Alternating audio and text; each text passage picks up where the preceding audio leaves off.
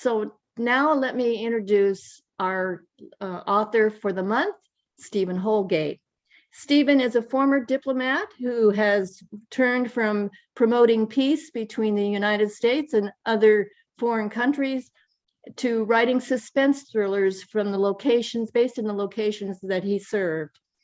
Holgate will discuss his latest book today, To Live and Die in the Floating World. It's a thriller set on a tourist boat in a canal in Burgundy.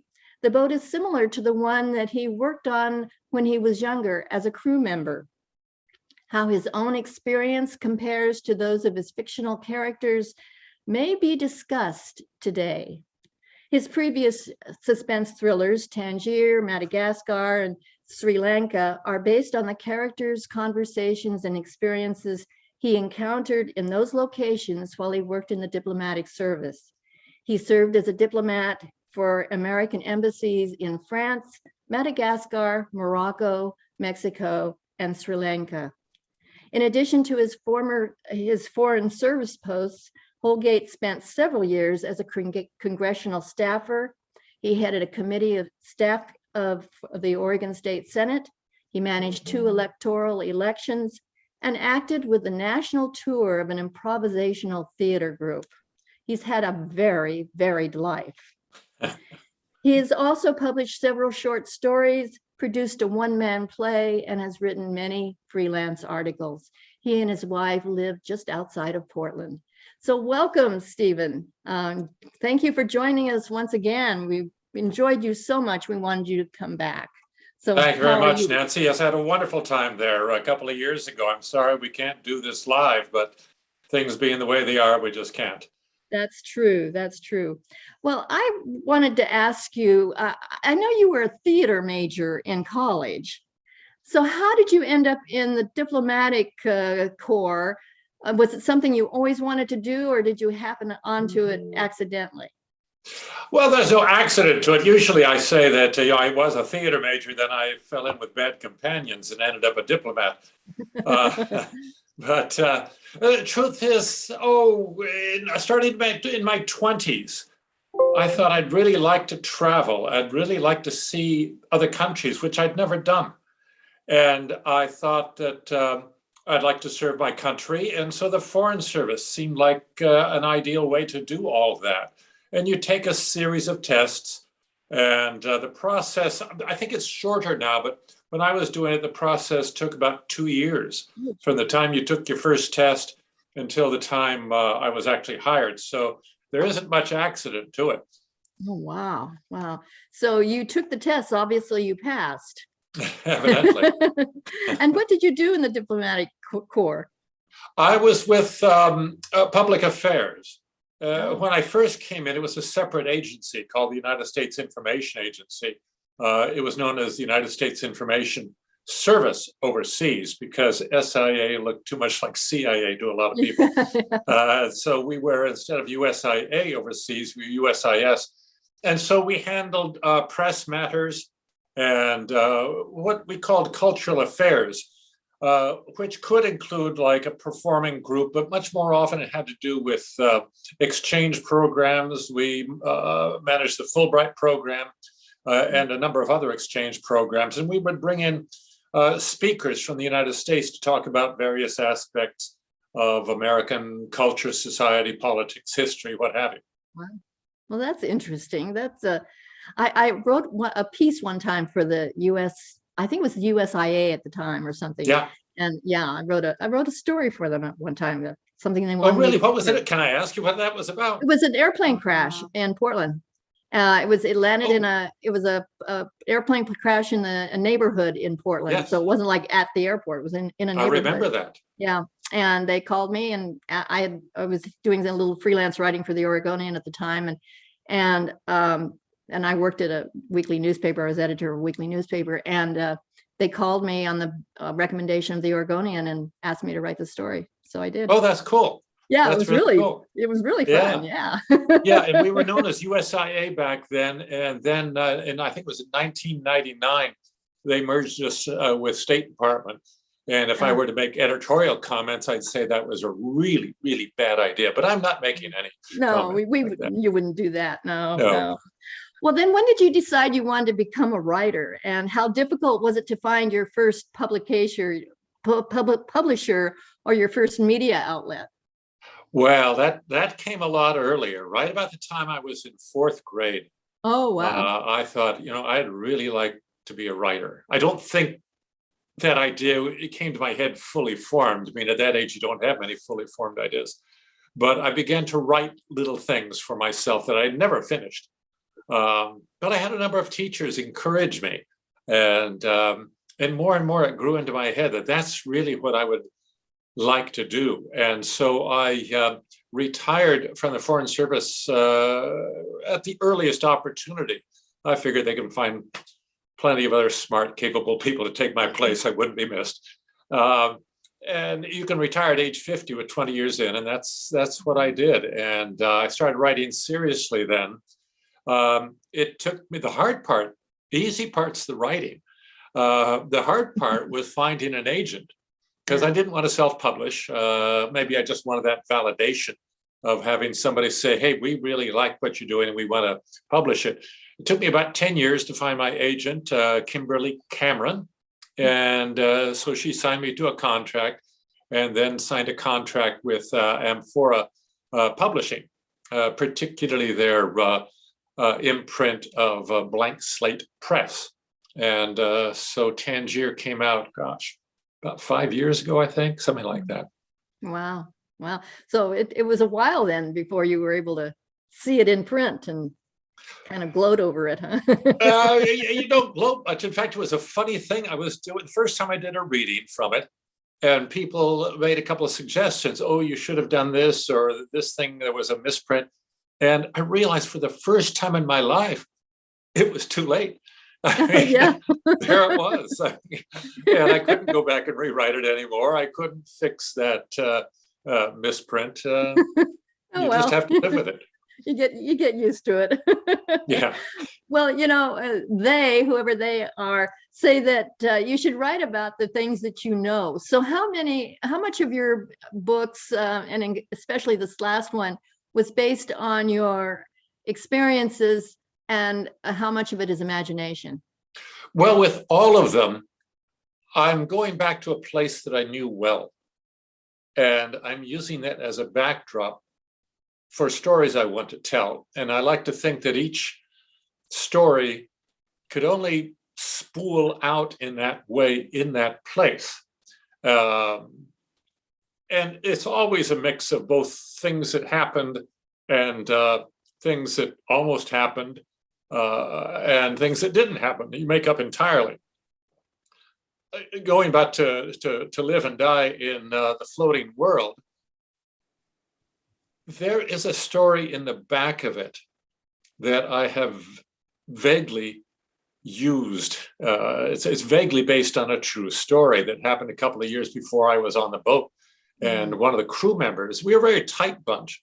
There were only 4 crew members on the boat, and some of them been there for a long time. And they told me about this incident from a couple of years earlier, and how it had ended up with the murder of one of the crew members. Oh, gee.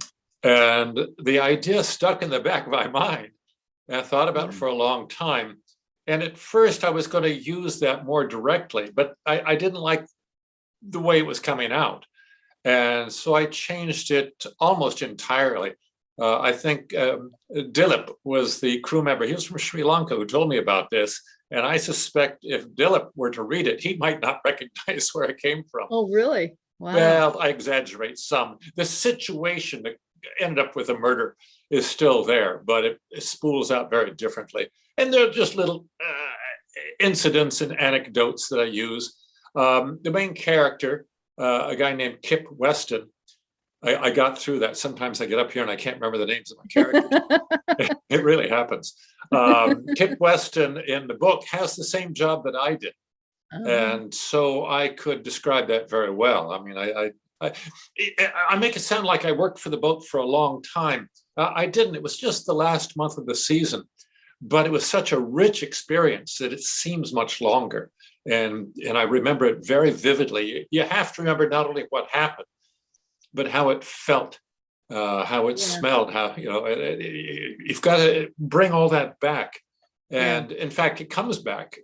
People ask me if I do research, and often, as in the case with the boat in To Live and Die, all I did is go back through my photographs, and that brought so much back. Well, maybe we could see a photograph of that book. Would that be possible? Yeah. Let's see. I think there you go. It's almost there. There it is. That's the book you wrote about, right? I mean, the that's boat, the boat yes. you wrote about. Yeah. And on the canal there in Burgundy, and you can see in the foreground what they call the tow road or towpath. And you can see two grooves put in by car tires. Now it's just dirt, and you're really not going anywhere except right along the canal. But it's called a towpath because originally horses pulled the barges, and the horse would go along the bank here and pull a barge like this. The Wiriande was called. The owner was Australian, and I guess that's the name of some Australian tree.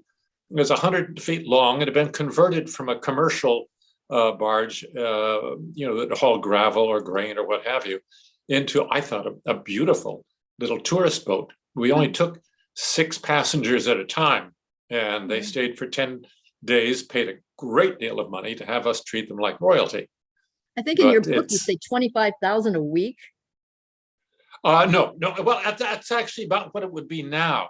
Oh, yeah. okay. At the time, it was 10,000 for the week, but with inflation, it would probably be something like 25,000 now for the week. That was for the whole party of 6.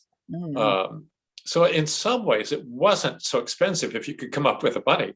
The area aft there towards the stern, that's where the owner slept, and next to her was the cook. And then about where the portholes are, a little further forward, right opposite those were the 3 staterooms for the guests. Oh, okay. And beyond that superstructure there is a hole, a hatch, and very forward part of the boat, up very close to the bow. And you'd open the hatch and you crawl down to my little berth there. So I said, down the hatch was where I lived.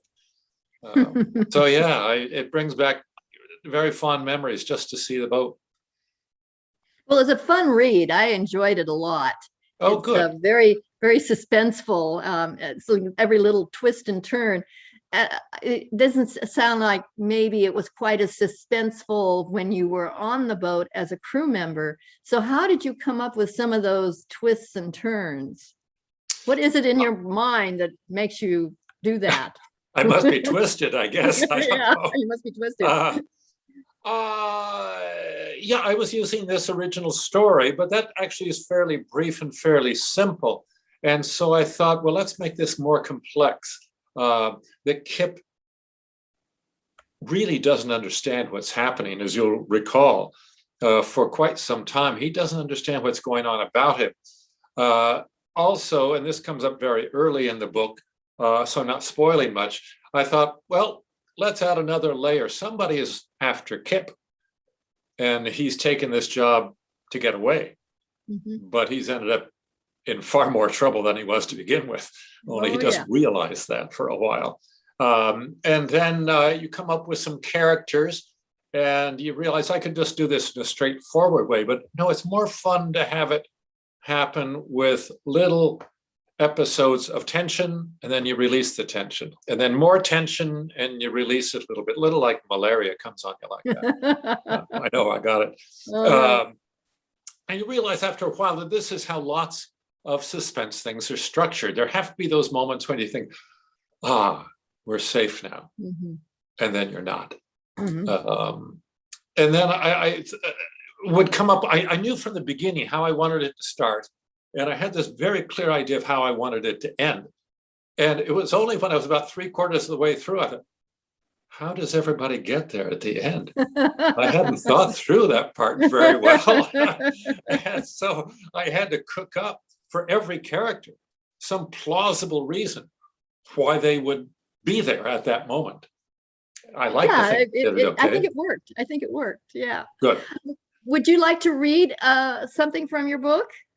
Sure, we talked about growing tension, and there is a character who comes in and out of the boat, out of the story, I should say, Marius Carbone, who we don't quite understand who he is for a while.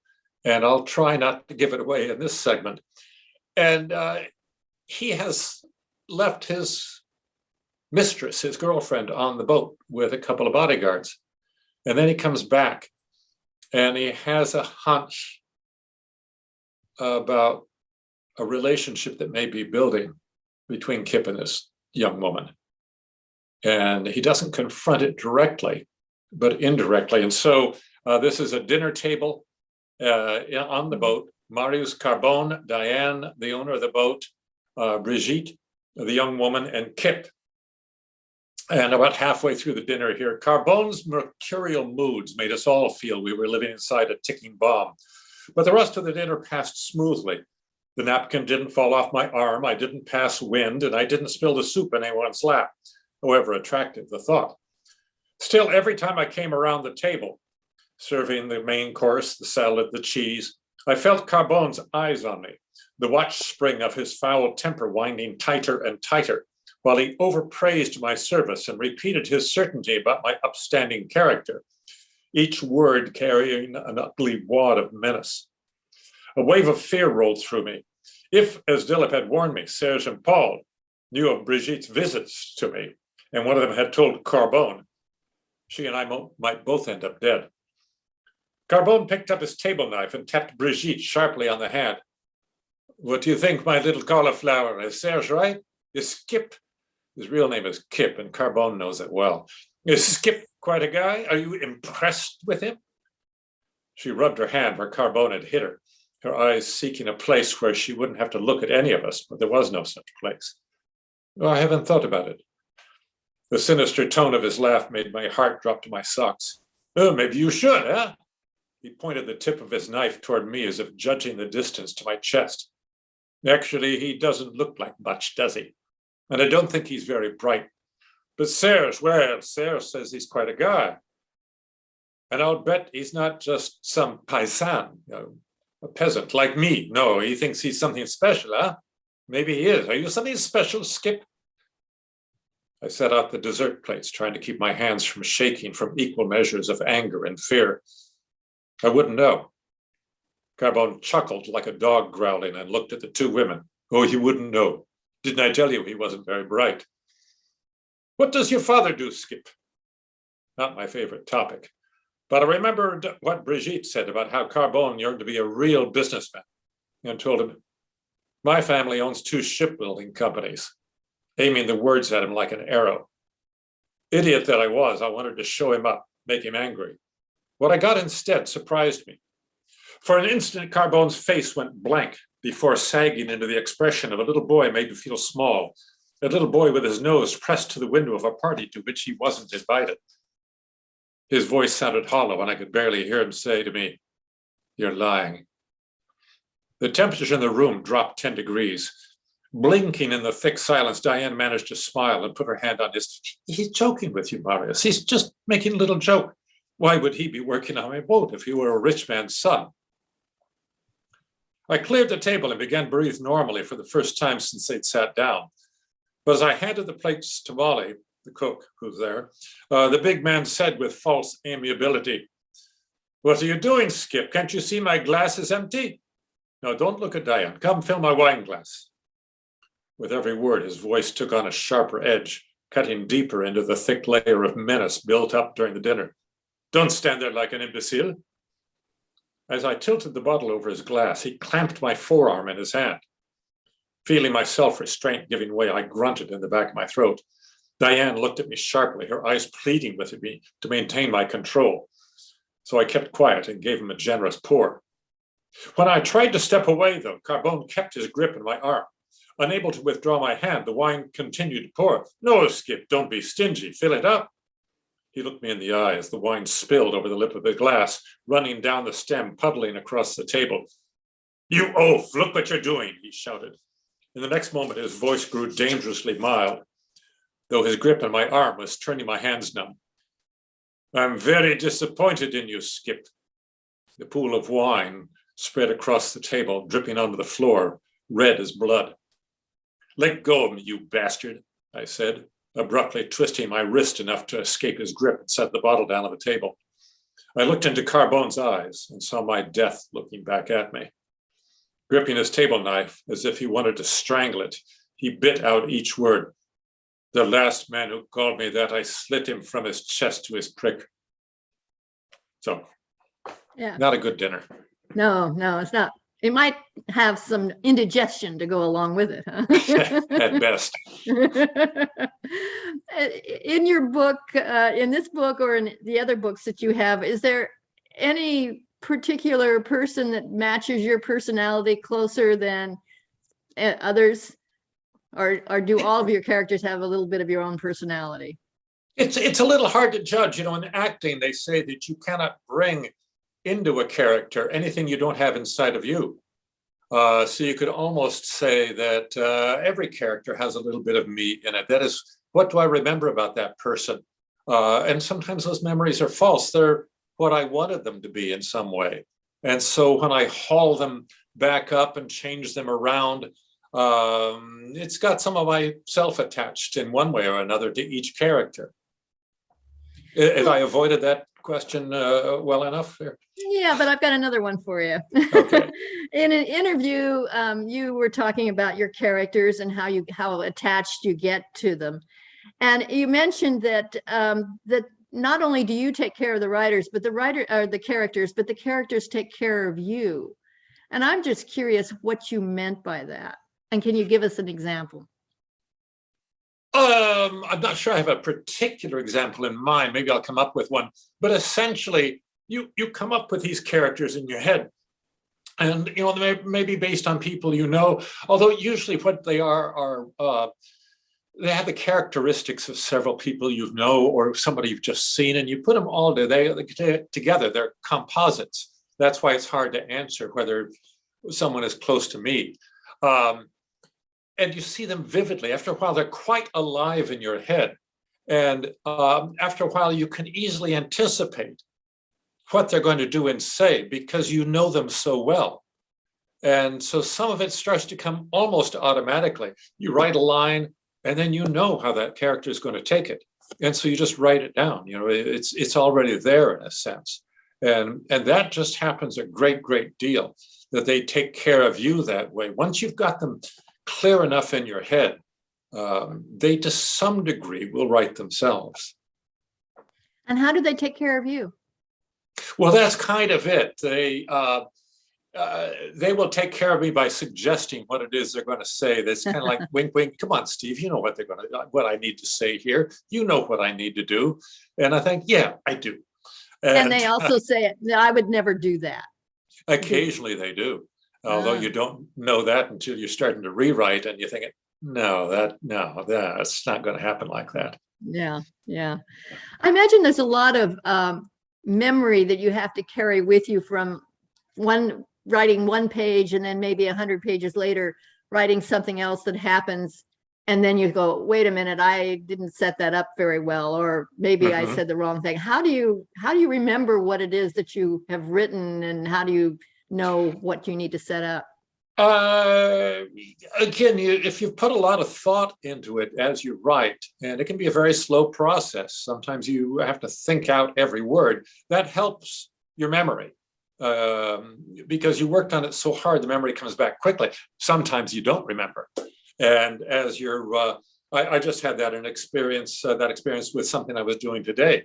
I had somebody sit up and then fall back, and a couple of pages later, he's still sitting up. Oops, you know. And sometimes if you're lucky, as you're going through it again later on, I think, oh yeah, that doesn't make sense. I had him light that cigarette twice, or whatever it was. Other times, and it's important to have other people read it before you send it off. Sometimes somebody else will catch it and say, well, hold it. You said here this, but here you said that. And those two things contradict each other. And you think, oh no, he's right. And so what happens more often, at least with me, is I'll have a pretty good idea of what I'm doing, an outline, that I've written down. And then as I go, I come up with an idea. Oh, I know what I should do. And this will happen here. But I've got to set it up by going back now 40, 50 pages, and I've got to set it up way back there. Mm-hmm. And you hope you remember exactly where to set it up. And that can take a long time just to search for that moment. Mm-hmm. Okay, what page was that when he did that? It's a great thing to have the search mode on your word processing thing. You look for a word that you know you used in that other scene, and then there it is. I noticed it. I was looking at some of the interviews that you did, and you were doing a little tour of your office, and you had on your desk, you had some written pages, and you said you wrote in longhand. Do you write in longhand, or do you use the computer? Because you mentioned the search indication. Well, both. Here are, just by chance, pardon me while I lean out. Sure. Here's a not atypical look at a page, and you can see all the corrections and second thoughts and everything that come to it. And a lot of those occur to me when I'm going through the first time. I think, oh no, that's not the way to put it. I'll scratch something out. I need to put this in the previous sentence. And then when it gets to the point that I can't read it anymore, then I start typing it out. No. So, and I thought it was just because, I'm of a different generation, and high tech doesn't come quickly to me. I also can't type worth a darn. And so it takes a lot of mental energy just to type.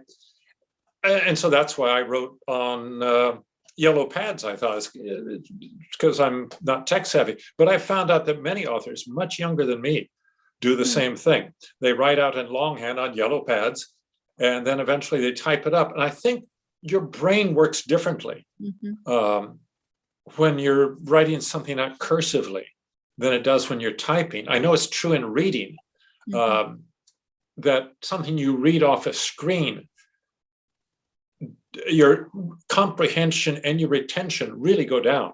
So clearly your mind works differently on a screen as opposed to a written page.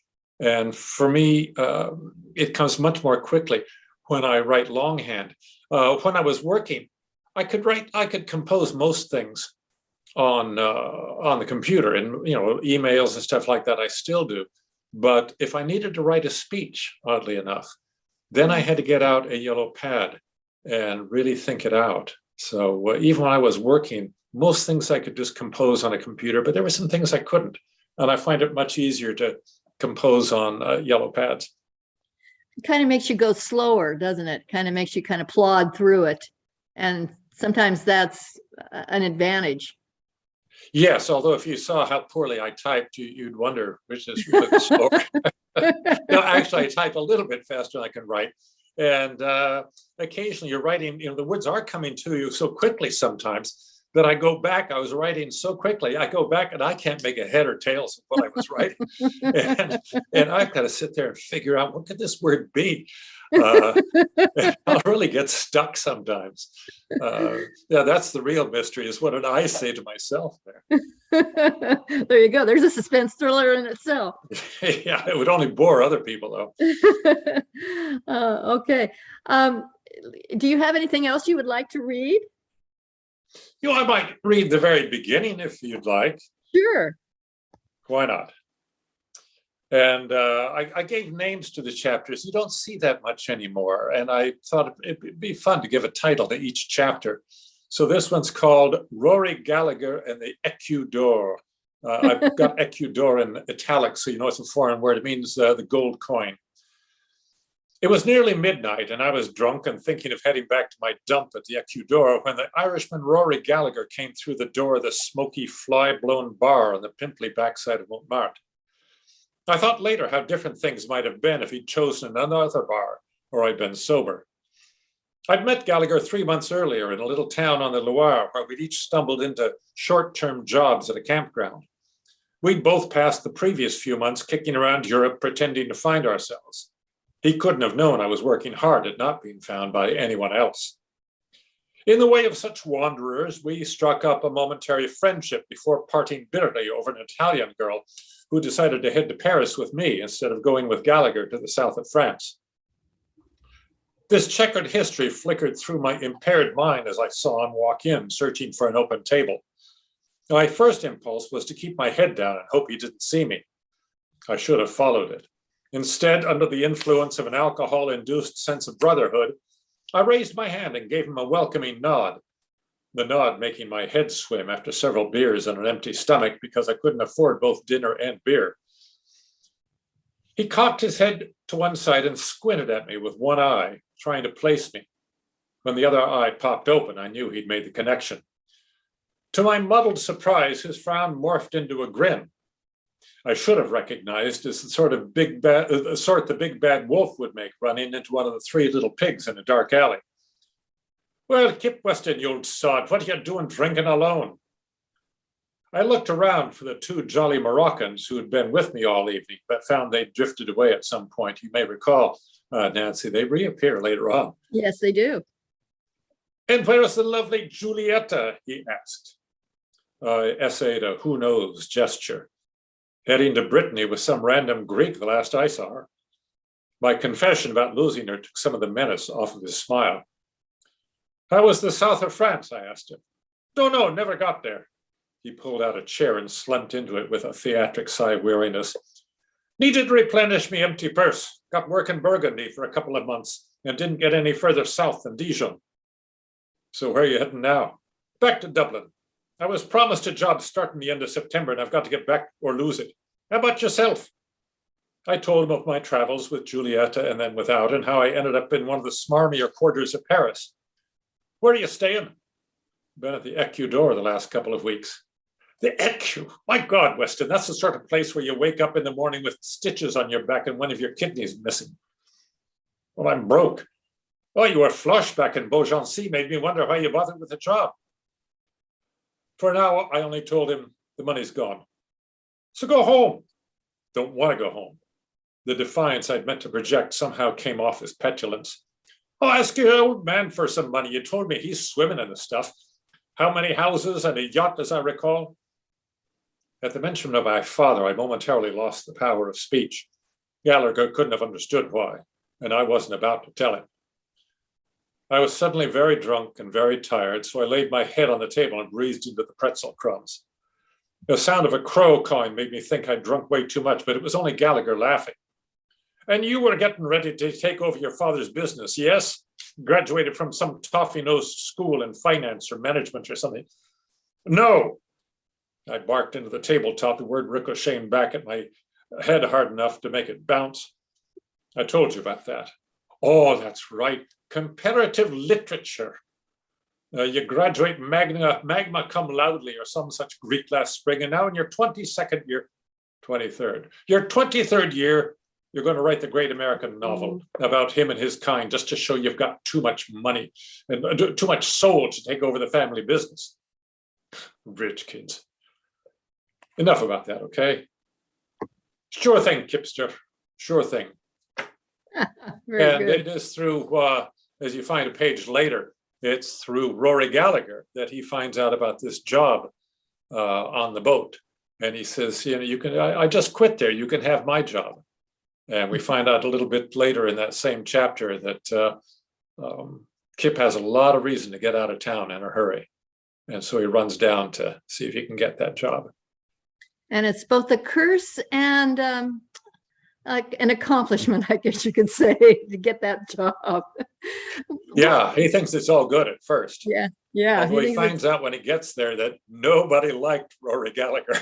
and they know why Rory Gallagher, he finds out finally why Rory Gallagher left the boat. So left it in such a hurry, Yeah. And he realizes Rory's done him no favor. That's right. If I could tell a story for a moment, sure, absolutely. That's what I do. I have a little bit in there, again, it doesn't give anything away, about how Kip goes looking for the boat, and Rory Gallagher had told him it was between these two towns. And Kip thought, well, that's probably just a couple of miles in between those two towns, and I'll find it very quickly. So he takes the train down to Dijon in Burgundy. And when he looks at a map on the railroad wall, the rail station wall, he finds out there's 40 miles between those two boats. And how in the world is he going to find the boat? And so he just picks arbitrarily a place and decides that's where I'm going to get off the boat, and I'll start asking if they've seen it. Or get off the train and see if they've asked the boat. Well, that's actually what happened to me. I ran into the owner of the boat, and she wanted to hire me. She just fired somebody and wanted to hire me. And I said, well, yeah, but I've got something I've got to do over the next week, and then I'll catch up with you. And she said, well, I'm between these two towns. And I found out, there's 40 miles in there. And I missed my train by seconds. I saw the caboose leaving the station as I ran up the stairs. And the next one wasn't until evening. And it was starting to get dark, and it's starting to rain. And I'm really not very happy because I'm sure I'm going to have to be under some bridge for the next couple of nights while I look for the boat. And I had a picture of the boat. I felt like a cheap detective. I was going to go to the lock keeper and say, have you seen this boat? And if they haven't, that means it's that way. If they have, it means it's that way. But they could still be miles from where I've ended up. And so I asked the guy behind the ticket window at the train station where I arrived. I said, well, where's the canal from here? And he said, well, just go down this street here where it goes downhill, and there at the bridge, that's the canal. And I was in a terrible mood. Everything seemed to be going wrong. It hasn't rained in months. Now I'm going to get soaked. And I get down to the bridge, and there's the boat right there. Oh, wow. It was about 20 yards away.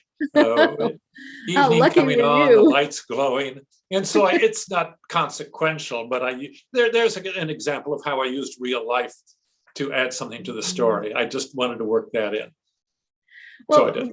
One of our viewers has asked a question about whether or not you have created a character that you're especially fond of, and if so, why? Oh, you get where you're fond of all of them. I shouldn't put it that way. I'm not fond of Marius Carbone. Yeah. Maybe in this one, it's a Dilip. He's the Sri Lankan member of the crew. And even though I worked on the boat only a month, you make these very quick friendships. And Dilip and I became very good friends just in that month. And I was very fond of Dilip. And the Dilip in the boat, in the book, I should say, I described the fellow I knew, and I use his name, but Dilip himself was really quite different. The Dilip in the boat is kind of a shady character in some ways. Well, the real Dilip was a very straightforward guy. And so maybe I'm just fond of being able to bring back Dilip a little bit and be with him in the book, if nothing else. And it was interesting. I came back to France a couple times after that. And I would always try to track down the Wirianda. That was the name of the boat. I turned it into the Celeste for the book. And a couple times I did. And the last time I saw him, I had started working for the embassy in Paris. And they had seen me as this, I've been kicking around New York for about 5 months in that point, and my hair was really, really long, and I was kind of ratty, my clothes were falling apart. I didn't look very reputable. In fact, Diane, when she hired me, gave me a shirt, said, here, you put this on, would you? So you don't look so scroungy. And the next time I see him, I'm working for the embassy. I don't look like a rat. And I'm bringing my son, and there's Dilip's son, just little guys, And we thought, isn't it something we would never have imagined in that summer we worked together, that our sons would get to play together at some time in the future. Oh, that's a wonderful story. That's how it worked out. Well, and you can tell from the writing of his character that you do have fondness for him. Yeah. I mean, in terms of, you really appreciate, because he might be a little bit of a scamp, so to speak, but he definitely has some worthwhile personality. He's basically a real decent guy who got caught up in some things and then couldn't get out of them. Yeah. He's basically a pretty decent guy. Yeah. Yeah. We had another question. What is your favorite travel memory, and in what country? Oh, gosh. Oh, I've traveled a lot. I mean, I spent 13 years in the Foreign Service overseas, and I probably spent 8 or 9 months before that.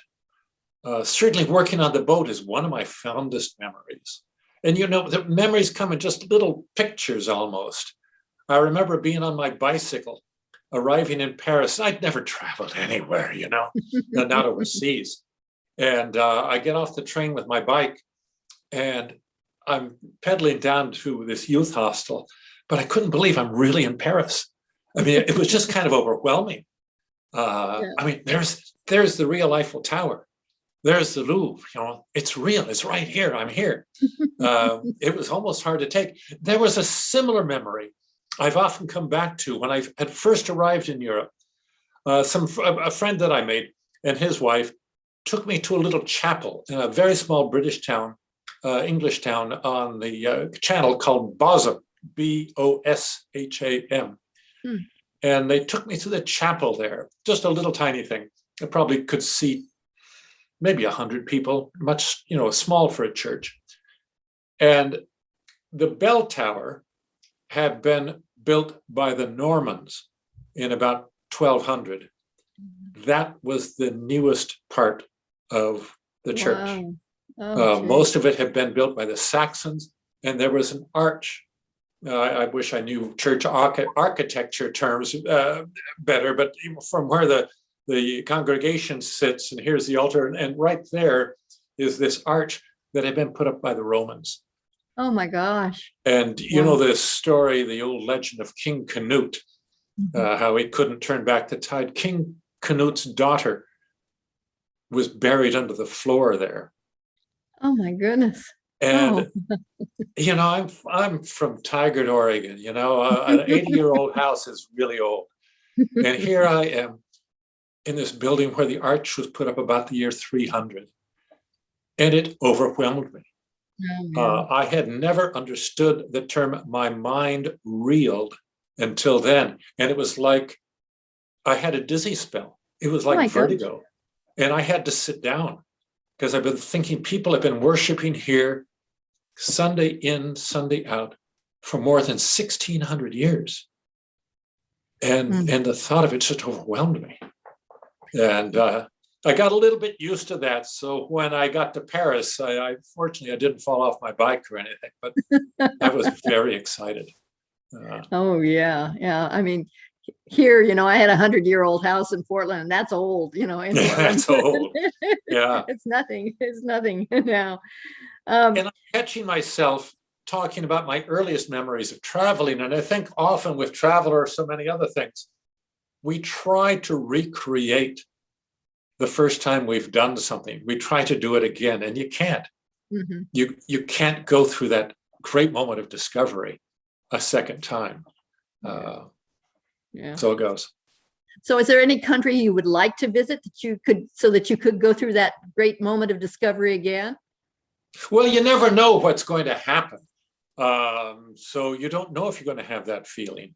I never served, but I'd like to go to Vietnam. There aren't many places. I'd like to go to St. Petersburg in Russia. I don't know if I ever will, but you don't know what's really going to touch you until you're there. In every country we went to, in the Foreign Service particularly, you would move after a couple of years from one country to another. It was always a little overwhelming at first. You're in someplace different. I would enjoy going back to Morocco. Tangier is set in Morocco, and I thought of setting maybe another book there because I'd like to see my friends again. We're all getting old. I know a couple of them have died. But there's some people I used to work with. Most people don't realize that the vast majority of people who work for an American embassy are locals, probably 75% of them.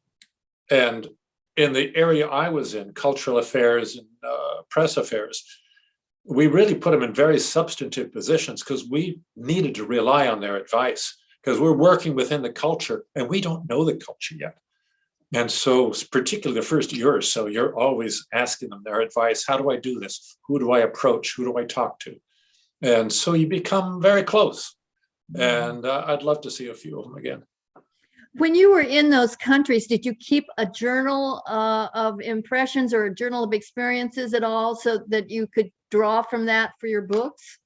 No, but we took lots of pictures. Oh, and as I say, sometimes my research for Tangier or Madagascar or Sri Lanka, the most important part of it was just hauling down the old photo albums and going through them. And I think virtually all writers I've read have, to some degree, an eidetic memory, where you remember something almost like you're reliving it. And so those pictures would really take me back, and this flood of memory would come back, and not just things you intellectually remember, but you remember how it felt. And you can almost see it like a movie, and the things you were seeing then. In fact, that's a bit the way I write. I try not to get into the characters' heads too much. When you're writing in the first person, you have to some degree, but you try not to do too much of that. And you try not to push the writing too hard.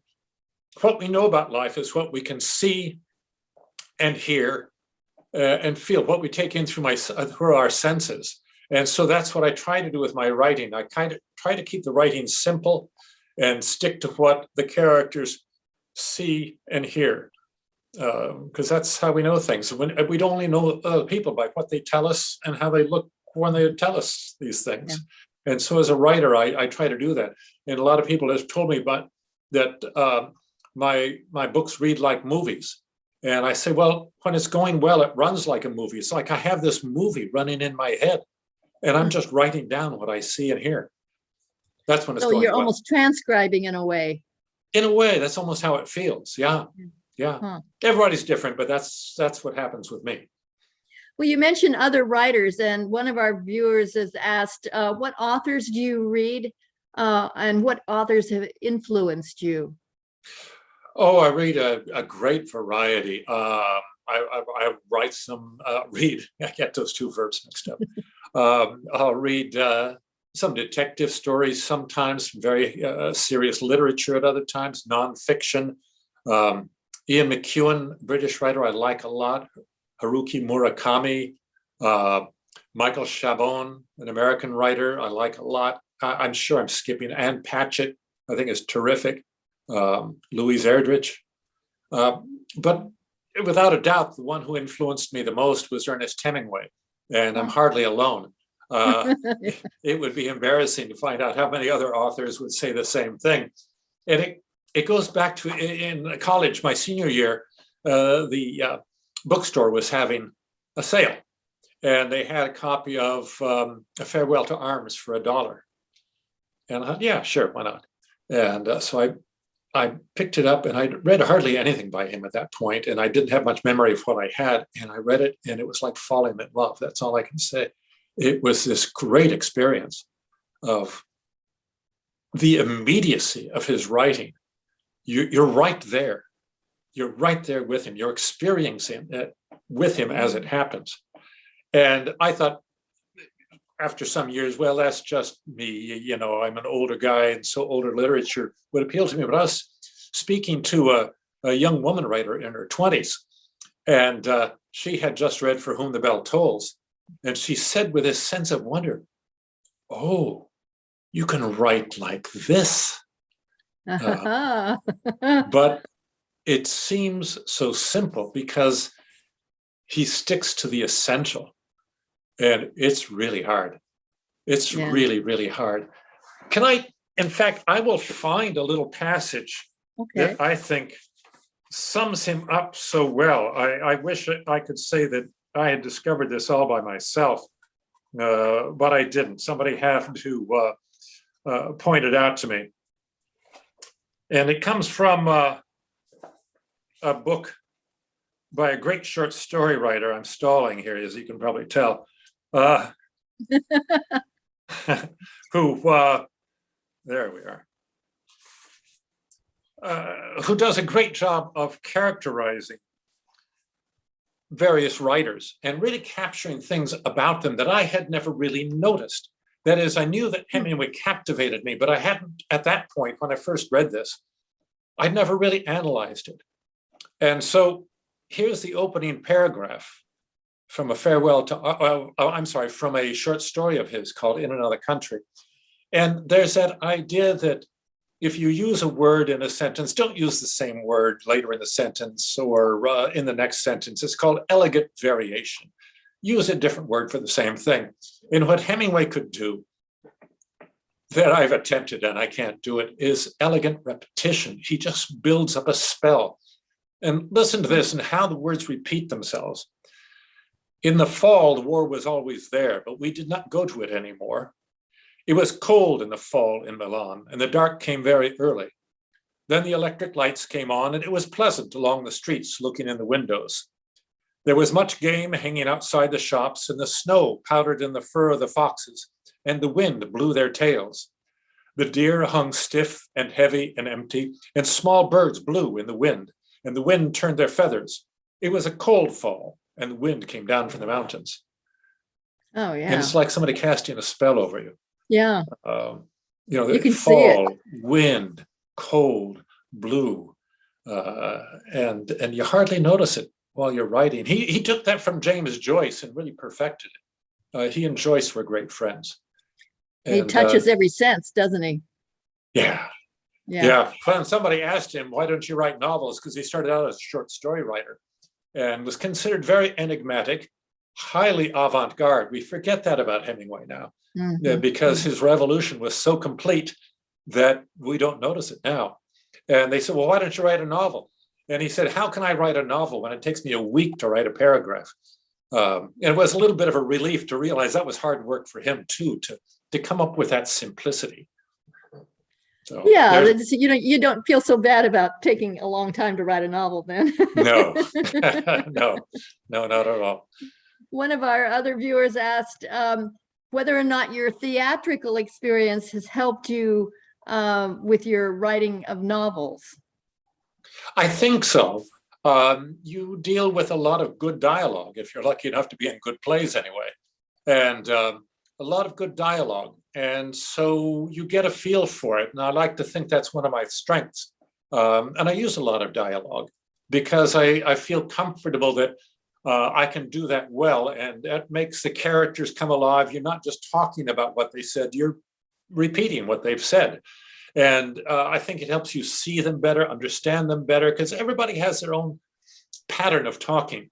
And so I think that, yes, it did help me quite a bit. Someone asked how old you were when you worked on the boat. And I wanted to ask, in addition to that, was it really a very suspenseful time for you on the boat? I mean, you heard about some things that happened a couple of years before you worked on the boat, but what did you do and how suspenseful or boring was it? Shoot, what was the first part of the question? Oh, how old was I? I was 27. And the season ended just a few days before my 28th birthday. And in a lot of ways, that was an ideal a time to go. Most of us, by then, have kind of established set lives, and it's hard to walk away from them. I walked away from my job at a time, though, where I was older than most of the travelers I ran into, just by 3 or 4 years. But it helped a lot. I knew a lot more. I'd read a lot more. I'd experienced more of life. And so I think that gave me perhaps a greater appreciation of what I was seeing.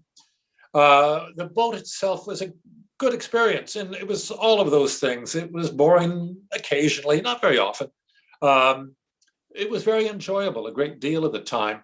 As far as suspense and intrigue, there wasn't much of that.